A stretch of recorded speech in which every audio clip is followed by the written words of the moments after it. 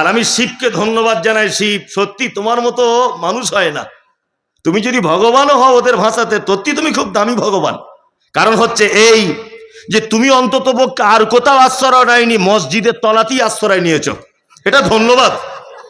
হ্যাঁ মানে তুমি বুঝতে পেরেছো মসজিদ ভালো জায়গা, আরে হারামখোররা বুঝতে পারলো না। হ্যাঁ তুমি বুঝতে পেরেছো মসজিদ কত দামি, ওই জন্য তুমি এর ভিতরে আশ্রয় নিয়েছো। অথচ এ বুঝতে পারলো না মসজিদ কত দামি, এ শুধু বলছে বুলডোজার দিয়ে ভেঙে দেয়। শিব তোমাকে ধন্যবাদ, তুমি মসজিদের ভালো মন্দ বুঝতে পেরেছো।